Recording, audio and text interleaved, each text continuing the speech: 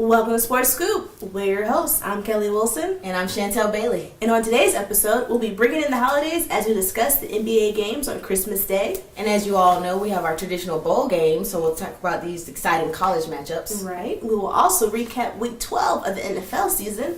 Then we want to get into what's going on with our coaches, so we'll have our Coaches Corner after that segment.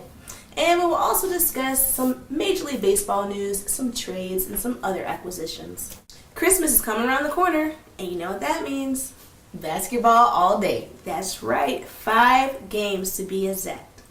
I don't know about you, but I plan on watching all 5. I definitely will. After I open up those gifts, I'll get cozy on the couch, relax, and watch some basketball games. Let us know what we have lined up on Christmas Day. All right, we got the Bulls versus the Nets, the Thunder versus the Knicks, the Heat versus the Lakers, the Rockets versus the Spurs, and the Clippers versus the Warriors. All right. Sounds like a lot of great matchups that day. Yes, ma'am. And also, as they did last year, the NBA will be showcasing their new Christmas Day uniforms. Another New Jersey. Another New Jersey. And this jersey actually doesn't look like a jersey. It kind of looks like a t-shirt. We all know how the NBA jerseys are, kind of like tank tops. And then a lot of them went to the V-necks, which I personally don't like. But now, like the V-neck. You like the V-necks? I don't like the V-necks. Exposes a little more. That is true. Right. But this one is not exposing too much. It's literally a t-shirt. Let's talk about Week 12 of the NFL. So the big game that we're really pretty much going to talk about is the Seahawks versus the Saints. Now, both teams are in the NFC. Both teams dominate at home. The Saints undefeated at the Dome. The Seahawks undefeated in their stadium. I thought that it was going to be a close game. I thought it was going to be close as well, but I was pulling for the Seahawks. I was kind of interested to see if the Saints could beat them in Seattle because, like I said, they are undefeated. Now, last season, they went undefeated at home, but, you know what I mean, they had that little game with the Packers, you know, one of the first Monday Night Football games last season with those replacement refs who I think let the Seahawks win on a game-winning interception. We're not going to go back there. But that was last last season. We're on to this season. And like I said, both teams dominate. Both teams are at the top of their divisions.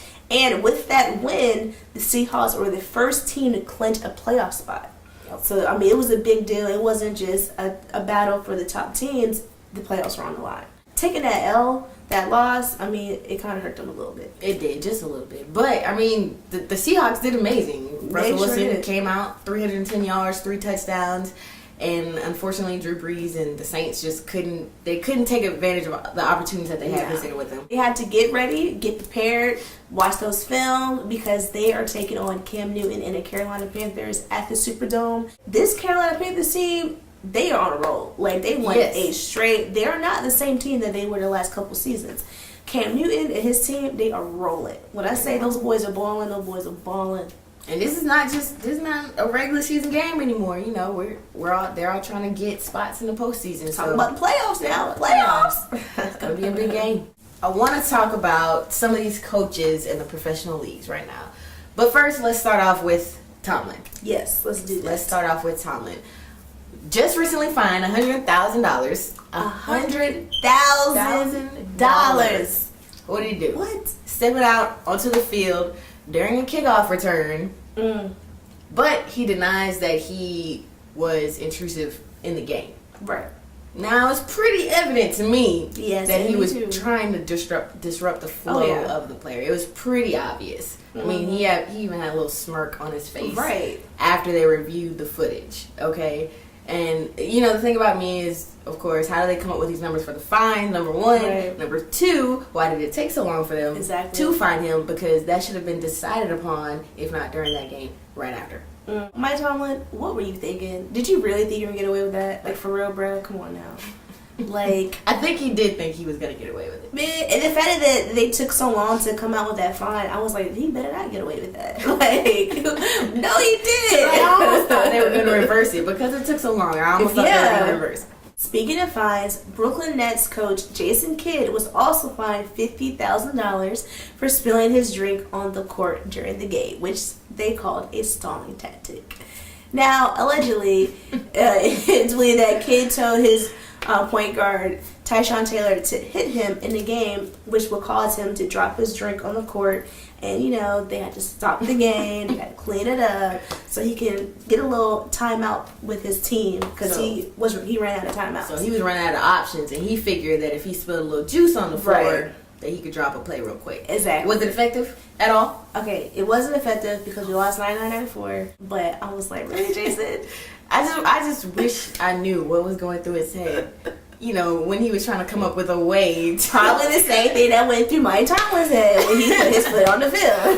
What's going on with these coaches? Yeah. They lost their mind. I don't know. Going back to the NFL, the Texans Coach Kubiak, I think I might have said that wrong. No harm, no offense, no foul. But he just got let go from his job with the Texans. Hold on, wait. He just got let go. Let go.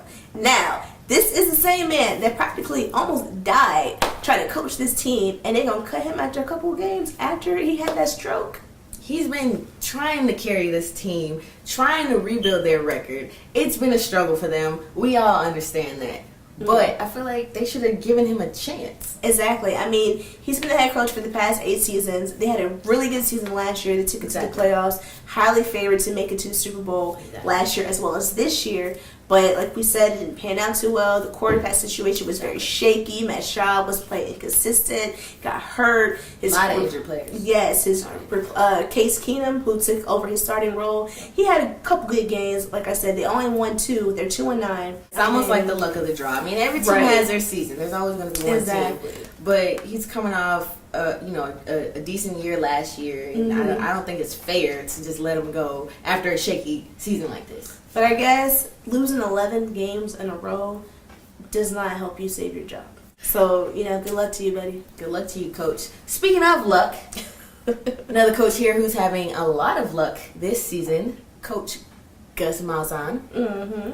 I'm on the Gus bus right now, and it is taking us on a journey, let me tell you. Did you hear that they just extended his contract, actually? They extended from a 5-year to a 6-year deal, $3.8 million. Right. And after each year, he's going to get another $250,000 on top of that. They weren't hesitant in keeping him around, especially after that Alabama game. They said, we're not even going to wait until the SEC championship game. We're going to go ahead and extend his contract right now. Well deserved. So what went on in the Auburn-Alabama game? Did you see that? I did see that. Auburn came out very strong. They scored the first touchdown. They scored 2 touchdowns first, actually. They were up 14-0. Alabama was scoreless in the first quarter. Yes, they were. So then after that, Alabama came back. At the end of the game, can we just talk about that last play? Now, for those of you who did not watch the game, Alabama kicker, that poor kid, I feel so sorry for him. Foster. Yes. He missed 3 field goals. 3. Now, mind you, he's unprofessional. He's not perfect. I understand that you're not going to make every field goal, but the ones that are like 20, 30, 34 to 40 range, you should be able to hit those. And the first one was a 44, so it was well within his range. Right. But his takeoff was a little shaky. Right. I mean, I credit that for the reason being why he missed it. The referees had ended the game, put it into overtime, the end of regulation. But then they said, you know what, now I'm going to put 1 second back on the clock. And I think that's what really killed him. I feel like that messed up Saban. Really, they really did. And for him to put the kicker out there for almost a 60-yarder? Yeah. And if some NFL the backup kicker. The backup, yes. Some NFL kickers can't hit a 60-yarder. And the fact that you want a college kid who didn't play at all in that game, you just threw him out there, like you're just setting yourself up for failure, buddy. But the field goal, Auburn came back and ran it down. 100-yard field goal return. Is that what we call it? I don't even know what you call it. I didn't even know he was back there until all of a sudden when I saw that the ball did not go through. I just see someone catch it and just take off. I was like, oh, what? And I don't think anyone expected it. Because I know everyone assumed he was going to make the field goal. Exactly. And can we talk about those Alabama players getting just knocked down like bowling pins? Like he put the biggest, slowest players out there. Not a smart move by me. That play will forever go down in history as one of the greatest plays in all of sports, not just in college football. Speaking of miracle plays, UGA had a very impressive comeback against Georgia Tech. They sure did, and this UGA team was without their starting quarterback, Murray, who was out with a torn MCL. I I honestly thought the game was over for UGA. I didn't give them a chance. But they surprised us. They came back with the win. They sure did. Kudos to them. Also, another big rivalry that happened also in college football was Michigan versus Ohio State. Now, anybody that knows anything about sports knows that those two teams don't like each other at all. The game was neck and neck the entire time. That's what made it such a great game. And it was even better in the last seconds of the game. Michigan opted to go for a 2-point conversion rather than tying the game with a field goal. That really was a gutsy call on the coaches, on the coaches' part. I don't think I would have done it. I think I would just tied up the game with the field goal. But I mean, he's trying to go in the least bit, you can commend them for at least trying to just win the game instead of going to overtime. But it just didn't work out in their favor. Exactly. They ended up losing 42-41. Too tight. Tough loss, but a very good game. The biggest news in the MLB offseason is the signing of Robinson Cano to the Seattle Mariners. Now, Robinson Cano was a second baseman for the New York Yankees who led the team in hits, home runs, and steals, who is now changing coast, literally, and going over to Washington State to play for the Seattle Mariners, who just gave him a 10-year, $240 million contract. Hold on. Let's put these numbers together, though. Let's do that. 10 years. 10. He is 31.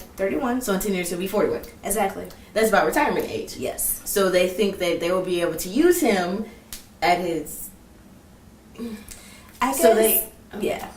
So they think that they'll be able to use him for this team in the next 10 years, and he'll be one of their better assets? Right.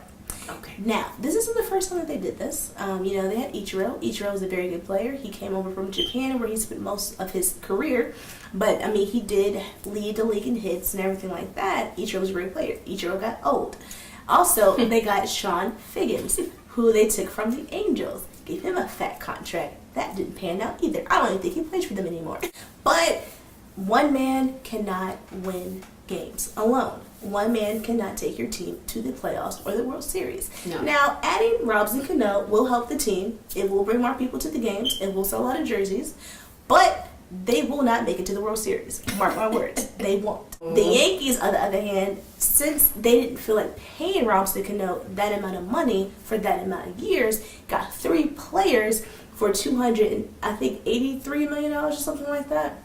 They got not a lot of money over there in the big leagues. But 3 players for that amount of money versus 1 for $240 million. Anybody who likes to buy stuff knows I'd rather get 3 items for the same price of just buying one. Right. That's just common sense. Right.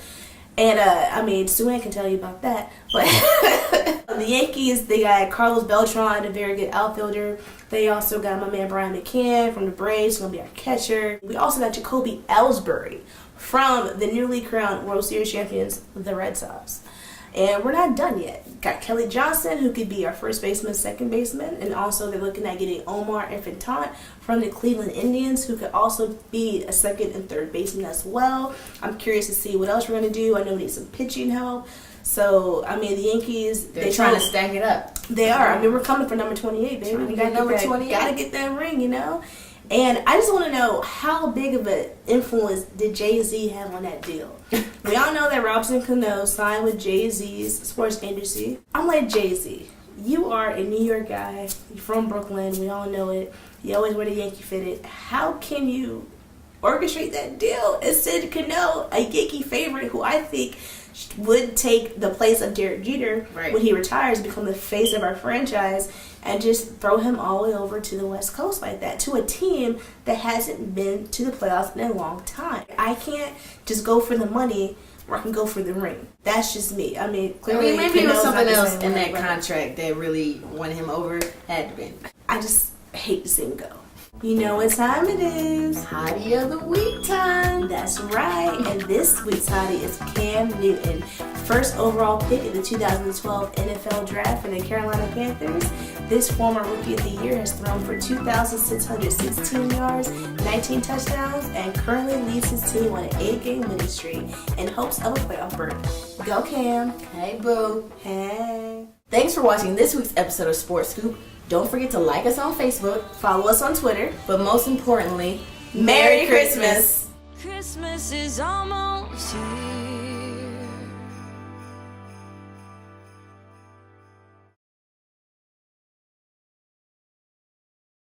But that play, can you sit up? Okay.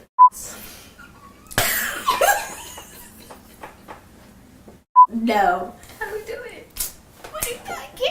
You know what time it is? What time is it? High Halloween time. Get on the fields we go. There we go. Where we go? Where we go? Where we go? Bells on about to break. Somebody doesn't know.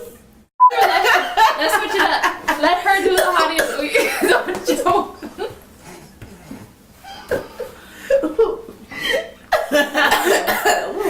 Okay, we go. Breathe.